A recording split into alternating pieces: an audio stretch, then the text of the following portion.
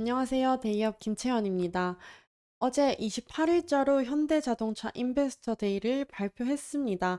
그에 따라서 이 디스플레이도 주목을 해야 할 필요가 있게 되었는데요. 이 이유가 앞에 보이는 디지털 칵핏입니다. 이러한 것들이 디스플레이의 방향성을 설정했다라고 할 수 있을 정도인데요. 이 부분 제가 정리를 한번 해봤으니까 편하게 한번 들어봐 주시면서 관련해서는 또 어떤 업종이 있을까? 이 부분도 같이 정리했으니까 참고해 주시면 좋을 것 같습니다. 그래서 먼저 보시면 이 장재훈 사장님께서 현대자동차 인베스터 데이의 발표를 진행 중인 모습인데요. 이 발표에서 이 디스플레이 업계가 주목해야 될 것은 두 가지 정도가 있습니다. 첫 번째로 이 현대자동차 2030년 판매 목표량을 보면요. 23년에서 30년까지 주로 전체 완성차가 매출을 대부분 차지하던 것을 30년 되면 전기차와 하이브리드가 매출 비중을 거의 다 차지하게 될 것이다. 그러니까 전기차 판매량을 넓힐 것이다 라고 밝힌 것이죠. 근데 이 부분이 중요한 이유가 전기차와 자율주행차의 확산으로 대두되는 개념이 이 SDV고 이 SDV가 굉장히 중요한 부분이 되겠습니다. 이 SDV는 소프트웨어 중심의 차량이라는 의미인데요. 차량 내에서 여러분 다양한 기능을 제공하기 시작했습니다.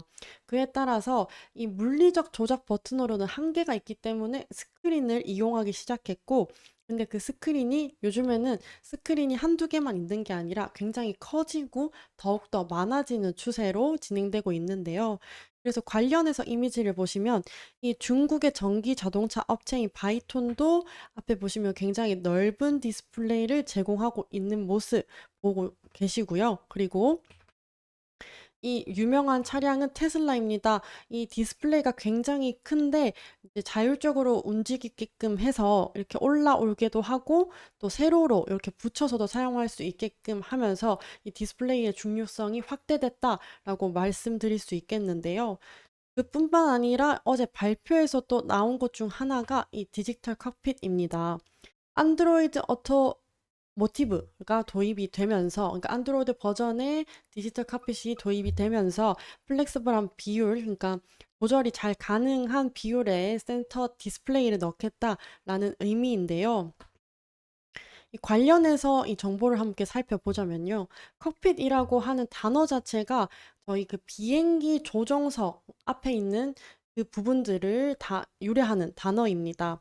그래서 이 승용차 1열에 보면 전방 영역 여기 앞부분을 의미하게 되는데요. 요즘 한창 아날로그에서 디지털로 바뀌면서 디지털과 칵핏을 합친 단어로 디지털 칵핏이라고 하게 되는 것입니다. 그래서 이 기능들을 좀 살펴보면요. 앞에 컨트롤도 가능하고 운전석 디스플레이도 요즘 잘 되어 있고요.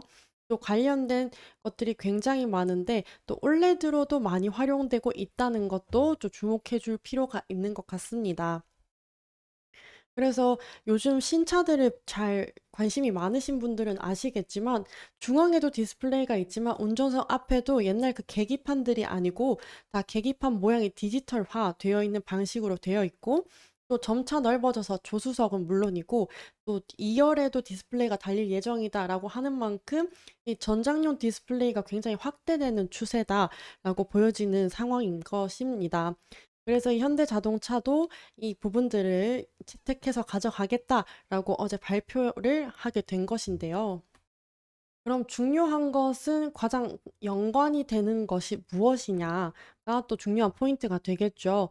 이 현대자동차와 가장 연관이 있는 것은 아무래도 LG 디스플레이와 삼성 디스플레이가 되겠습니다. 일단 전장용 디스플레이를 하는 국가들을 살펴보면요. 한국과 중국과 그리고 일본 요렇게 세 가지의 국가가 있는데요. 한국은 아시다시피 대표적으로 LG 디스플레이와 삼성 디스플레이가 있고요. 중국은 BOE와 같은 업체, 그리고 일본은 샤프와 같은 업체가 하고 있는데 사실 전장용 디스플레이로 본다면 가장 주력으로 하고 요즘 그래도 제일 디스플레이를 잘한다라고 보여지는 것이 LG 디스플레이죠. 전장용에서 특히나요. 그래서 이런 부분들이 이제 현대자동차에도 제네시스에 지금 올레드를 사용하게 되는 것이 LG 디스플레이와 올레드, 아니, 삼성 디스플레이 이렇게 두 업체가 있는데요. 그렇다면 삼성 디스플레이는 그렇다 치고 관련된 수의 업체들도 한번 살펴볼 수 있겠죠. 이 전장용 관련된 업체들을 한번 살펴보면요. LG 디스플레이는 아무래도 전장용 디스플레이 선두주자이기 때문에 LG 디스플레이는 굉장히 영향력을 많이 미칠 것으로 보여지는 상황이고요.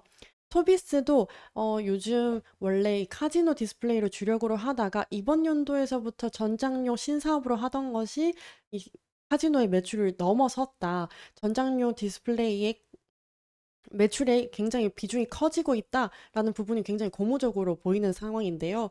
그래서 이 전장용 모듈 패널을 LG 디스플레이에 납품하고 있다는 것이 어느 정도 영향을 미칠 수 있는 부분이 되겠습니다. 그리고 아까 그 디지털 칵핏의 그 이미지 자료를 보여드리면서 가장 눈에 띄었던 것도 이 올레드인데요. 아무래도 올레드 관련 주들도 어느 정도 영향을 미칠 것으로 보여지고 있습니다.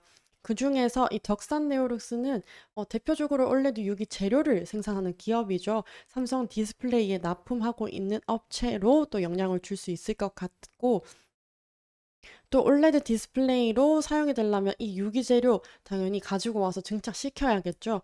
이 증착 장비를 선익 시스템이 사업으로 영위를 하고 있고 또 삼성 디스플레이에 납품하고 있습니다. 또 이 맨 밑에 있는 JNTC 같은 경우는요. 직접적으로 연관이 있는 부분은 아닐 수 있지만 또 차량용 커버 글라스 생산을 하는 업체인데 이 전 세계적으로 봤을 때도 JNTC가 나쁘지 않은 위치에 있는 업체로서 이 자동차와 관련된 것을 잘 하고 있다라고 보여지면서 영향을 미칠 수 있는 부분이 될 수 있겠습니다. 그래서 요렇게까지 어느 정도 정리를 한번 해봤는데요. 이 디스플레이 업계도 아무래도 올레드, 뭐 TV, 그리고 ITPC, AI 모든 것들도 있겠지만 이 전장용 디스플레이도 굉장히 중요한 방향으로 가고 있다.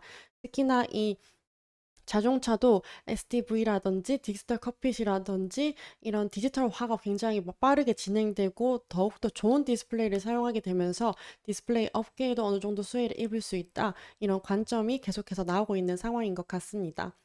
그렇다면 또 관련해서 좋은 소식과 또 좋은 정보가 있다면 들고 오도록 하면서 다음 영상도 잘 준비해서 들고 오도록 하겠습니다.